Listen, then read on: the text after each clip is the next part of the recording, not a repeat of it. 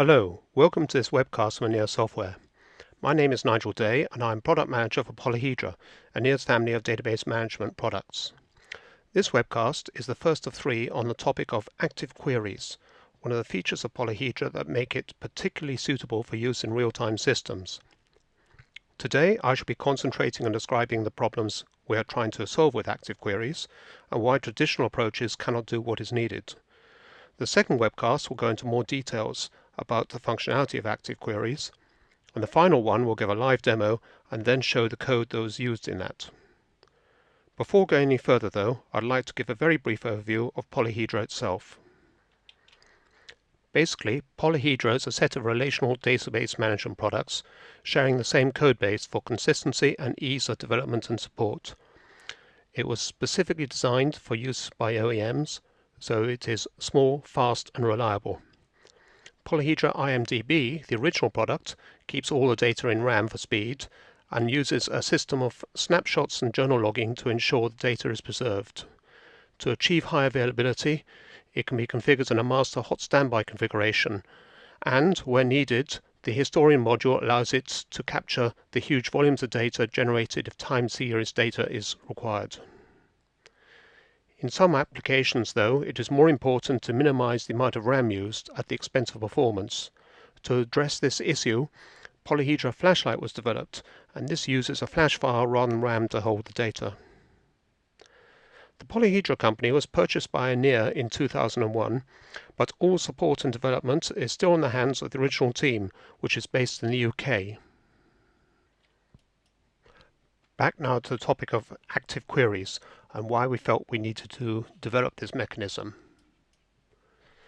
The original target market for Polyhedra was process control, and in particular SCADA systems. SCADA stands for Systems Control and Data Acquisition and refers to control room applications monitoring installations varying in size from a few machines up to complete factories, oil rigs or power or water distribution networks. Operators sitting in front of mimic diagrams can see what's happening in the plant in real time, and so they can react to events before they become critical.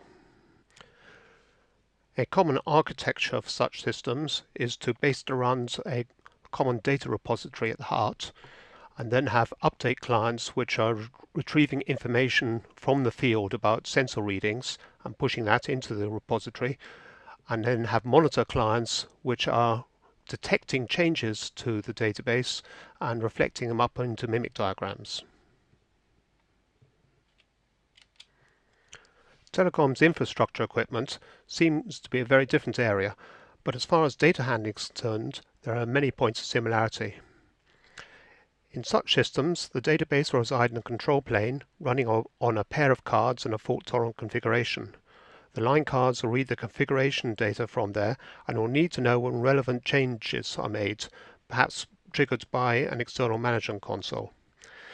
In the reverse direction, the line cards can put status information into the database where it can be monitored by the management console without needing a direct connection to the line card.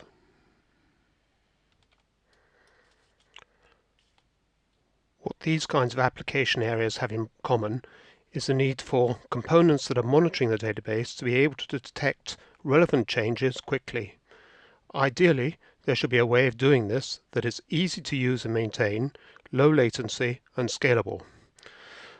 The last point in particular means it should not impose a heavy load on the update client that is pushing new values into the database, nor the monitoring client that is interested in change values, or even the database server that sits in the middle. The simple approach to implement is for the update clients just to pump in the changes without regard for who is listening, and for the monitor clients to poll the database periodically. The simplicity of this solution, however, is heavily outweighed by its drawbacks. In particular, if the polling frequency is high, the monitor clients are kept busy analyzing responses to work out what has changed, and the database server is having to work hard. And if the monitor client's on a separate machine from the database server, the network is also busy. Scalability is poor, and even the update clients are affected because of the potential for high system load. An alternative to polling is to adopt an event-driven approach, perhaps using a third-party publish and subscribe library. Applications that need to know about particular types of events register their interest in them. Applications generating events that others might be interested in publish the information, and the libraries pass on the notification to the relevant subscribers. If this approach is used, the update clients have to publish events as well as saving new values in the database, and the monitoring clients will have to query the database when they hear about a relevant event, so the work of both is increased. Also, it is difficult to get the granularity of events right, so that the subscribers are only told when 100% relevant changes occur. If the database management system allows C or C++ code to be attached to the database and triggered when changes are made to selected tables, it may be possible for the update clients to be freed of the responsibility for generating the events. However, there is still the problem of the monitor clients having to query the database after being told about the events, and there's a problem of the granularity remains.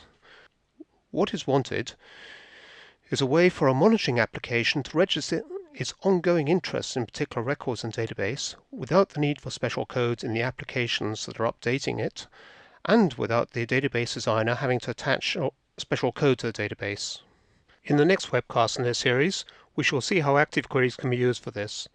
In the meantime, if you want more information about Polyhedra or want to download a white paper giving more details about active queries, including sample code, please visit our website at www.polyhedra.com.